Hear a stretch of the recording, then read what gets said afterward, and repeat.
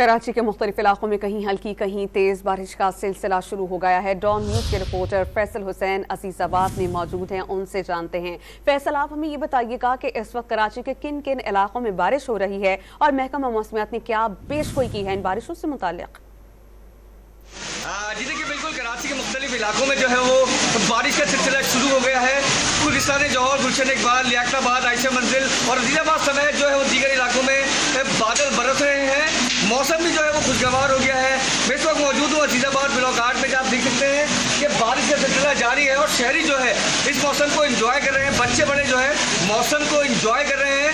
महकमा मौसमियात की जानिब से भी जो है वो आज बारिश की पेशगोई की गई थी और उसके मुताबिक जो है वो बारिश का सिलसिला जो है वो जारी है।